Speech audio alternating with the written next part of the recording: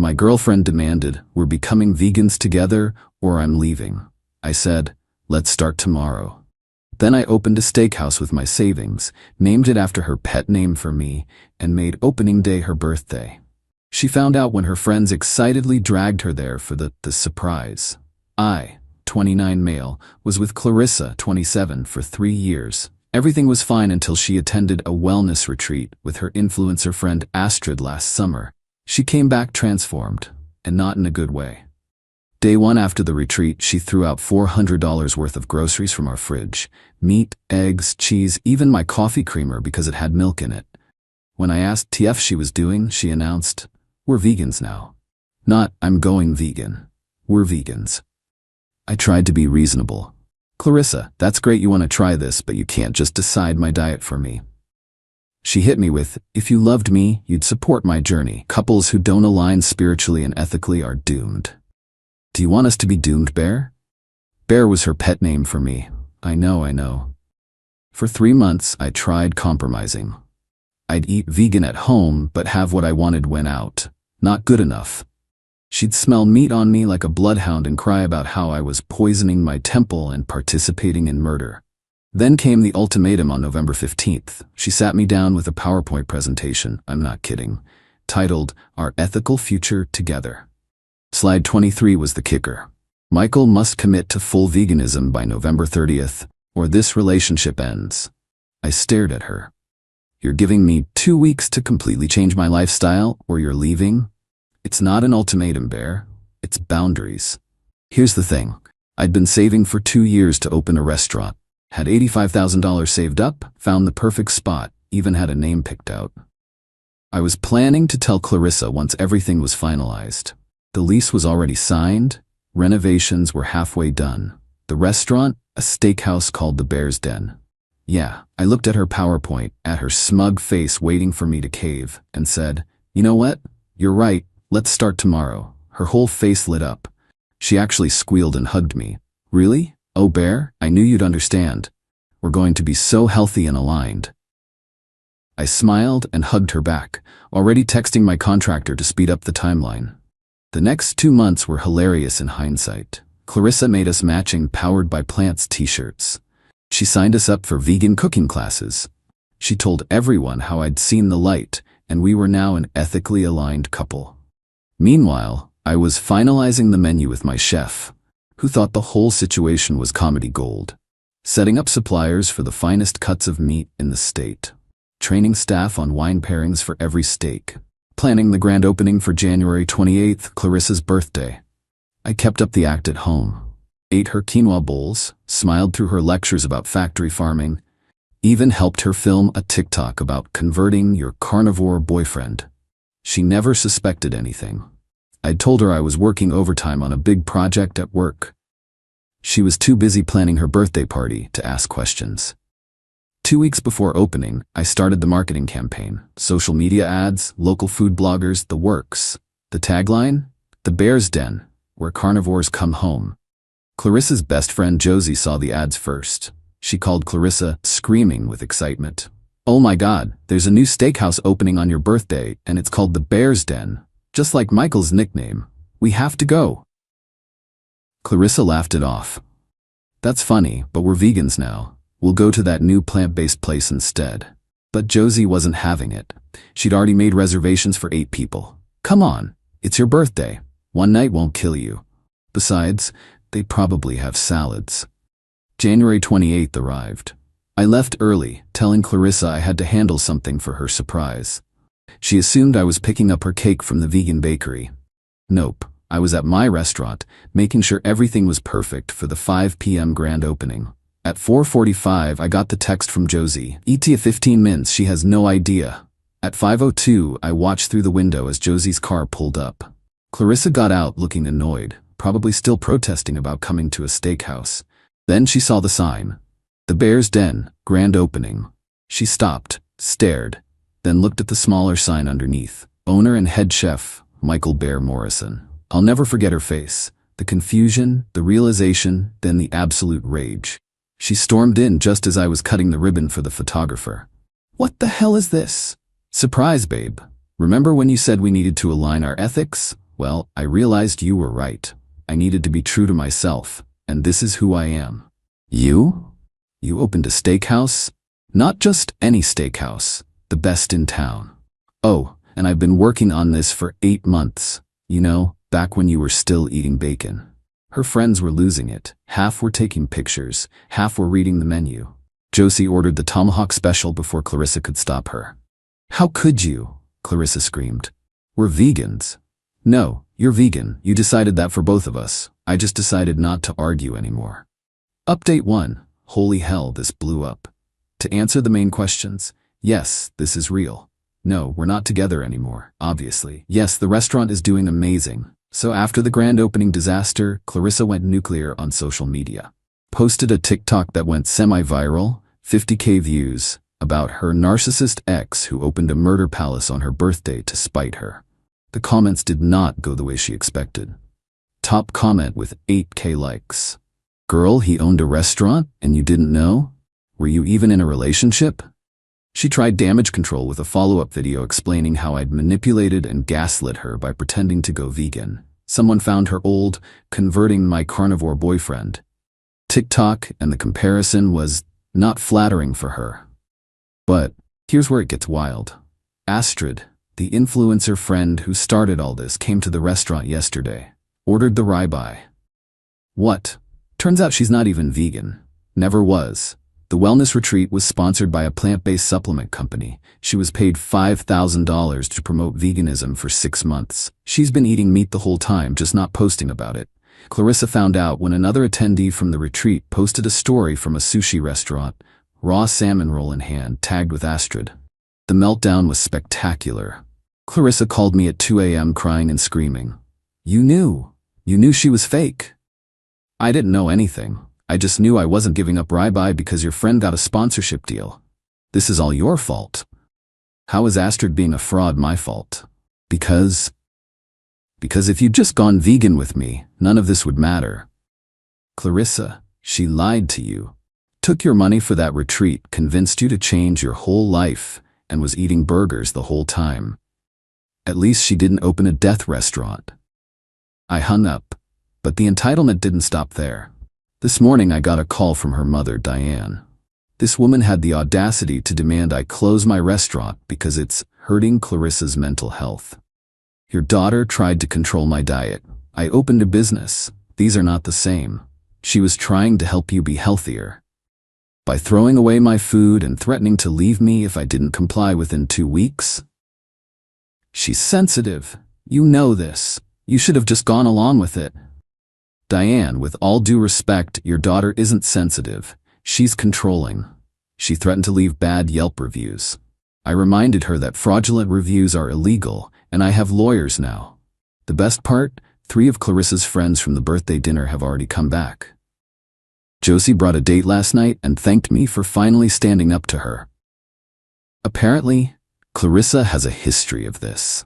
In college, she demanded her entire friend group go gluten-free because she read an article. Before me, she tried to force an ex to quit his band because music venues were too tempting for infidelity. The friend group has been waiting for someone to finally tell her no. Update 2. Clarissa has lost her damn mind. First, she tried to organize a protest outside my restaurant. Posted in every vegan Facebook group in the area about the evil carnivore establishment that's destroying our planet. 7 people showed up. 3 were just there to see what the fuss was about and ended up coming inside for lunch. The other 4 stood outside with signs until it started raining. Clarissa wasn't even there. She was coordinating from home because standing outside was too traumatic. Then she tried to get me canceled. Made a Twitter thread about how I emotionally abused her by lying about being vegan. The thread included screenshots of texts where I said things like, "Dinner looks great, babe," about a salad, and "Sure, let's try that new place," about a vegan restaurant. Her evidence of abuse? I didn't fight her on veganism. That's it. I was abusive because I didn't argue with her. Twitter roasted her.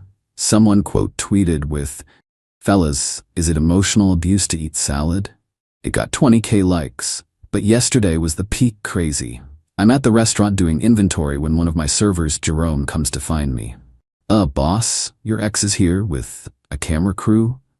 I go out and there's Clarissa with two guys holding phones, filming her as she stands in my dining room announcing she's doing a live investigation of health code violations at the Bear's Den. "Ma'am, you need to leave," I said calmly. "I'm a citizen journalist. The public has a right to know what goes on in this murder kitchen. Clarissa, you're trespassing. Leave now or I call the police." She turned to the camera. "Do you see this? He's trying to silence me." That's when I noticed one of her camera crew was wearing a Meat is Murder shirt, but also eating our complimentary bread with butter. "Dude, are you seriously eating here while filming a vegan protest?" He looked down at the bread like it betrayed him. It's really good bread." Clarissa screamed at him, started calling him a traitor to the cause and a weak-minded carnist. The guy just shrugged, grabbed another piece of bread, and left.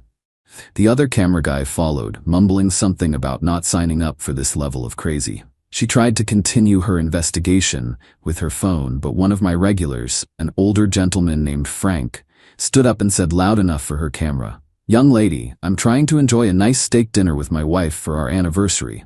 Please take your tantrum elsewhere." The whole restaurant started clapping. Clarissa left in tears, but not before knocking over our specials board. I thought that was the end of it. Nope. This morning I wake up to 73 missed calls. Not from Clarissa, from my mother.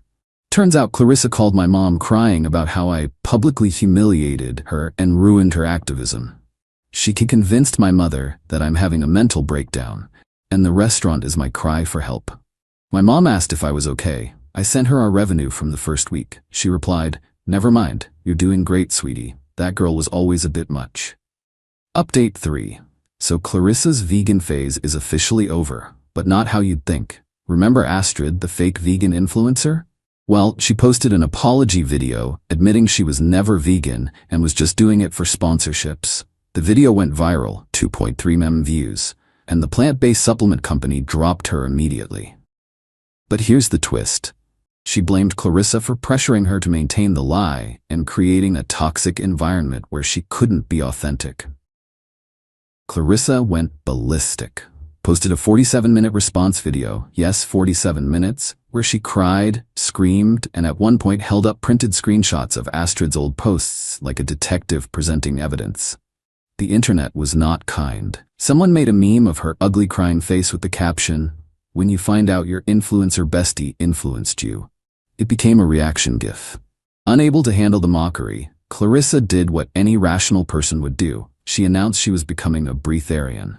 For those lucky enough not to know, breatharians believe you can survive on air and sunlight alone.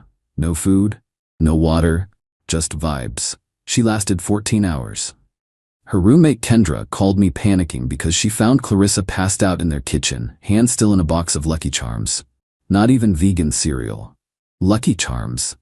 When she came to, apparently she said the cosmos had released her from dietary restrictions and that her spiritual journey had evolved beyond labels. Translation, she gave up, but the best part happened 3 days ago. I'm working the lunch rush when Jerome tells me there's someone asking for me at table 12. I go out and it's Clarissa's dad, Robert. This man orders the biggest steak we have, looks me dead in the eye and says, "I've been waiting 3 years for her to break up with someone so I could eat meat in peace. Thank you." Turns out Clarissa had forced her entire family to go vegan when she visited. Her parents, her brother, even her 80-year-old grandmother. They'd all been sneaking meat when she wasn't around. Robert became a regular. Comes in every Thursday for the ribeye. He brought Clarissa's brother last week, who ordered 2 burgers and literally took photos with them. Then yesterday, the ultimate karmic justice was served. Clarissa got food poisoning.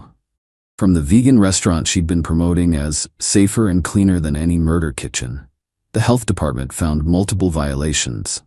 They'd been thawing frozen, plant-based meat at room temperature and storing fucking sprouts, at unsafe temperatures.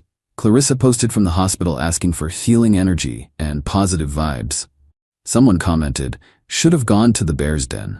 Never had a sick day from there." She blocked them, but not before 200 people liked the comment. Final update. The Bear's Den just got reviewed by the biggest food critic in the state. 4.5 stars. He called our rabbi transcendent and our business model refreshingly honest.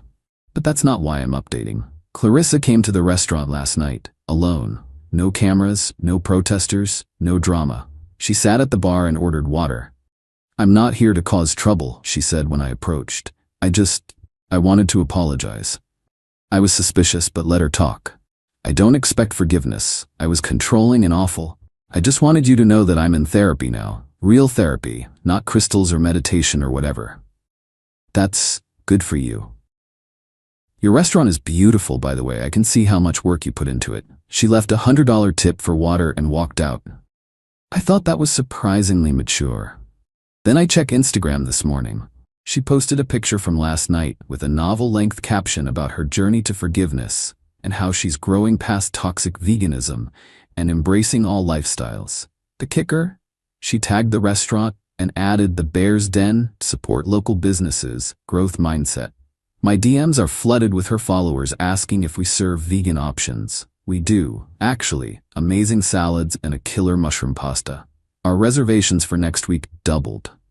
She's using my restaurant for clout about her growth journey. I'm not even mad. Business is business. But the real final update? Josie, Clarissa's friend who made the birthday reservation, and I have been dating for 2 weeks. She finds the whole situation hilarious and brings her friends in constantly. She also makes better steaks than me, which is both insulting and attractive. Last week, she suggested we add a vegan night once a month. Not because she's vegan, she definitely isn't, but because it would be hilarious to see Clarissa's reaction. We're calling it Clarissa Tuesdays internally. The staff thinks it's comedy gold. Oh, and Astrid, she's pivoting to intuitive eating and asked if we wanted to sponsor her. I sent back a picture of a cow with the caption, "No thanks." She replied with fair. The restaurant is booked solid for the next 3 months. We're hiring more staff. I'm thinking about opening a second location. Clarissa's mom, Diane, left a Yelp review, 5 stars. My daughter is an idiot, but the food is excellent. Robert comes in every Thursday without fail. He's got a reserved table now. Brought his poker buddies last week and they spent $500 on steaks and whiskey. And Clarissa? Last I heard, she's dating a guy who owns a barbecue food truck. The universe has a sense of humor. To everyone asking about the menu, yes, we have vegan options. No, I don't hate vegans. I hate people who control others through ultimatums and emotional manipulation. To the people saying I went too far, she gave me 2 weeks to change my entire lifestyle or lose my relationship. I gave her a reality check. We are not the same. To those asking if this was all planned, the restaurant was always happening. The timing was just beautiful coincidence. The name was petty, I'll admit that. And to Clarissa, since I know you're reading this, hi, Kendra told me you lurk. Your apology was accepted the moment you left it. The $100 tip was unnecessary but appreciated. Stop stalking my Instagram stories from your fake account PlantBB88. Yes, I know it's you. The Bear's Den is open Tuesday, Sunday, 5 to 10 p.m. Reservations recommended. We serve both violence-free vegetables and violence-full ribeyes. Come hungry, leave happy. Edit. Stop DMing me asking if Josie is single. She's not. Also, stop asking for Clarissa's social media. Let her heal in peace while eating BQ apparently. Edit 2. We are not adding a Clarissa special to the menu. That's just mean. The hypocrite's delight, however. Edit 3. Astrid is now advertising for a leather goods company. I can't make this stuff up.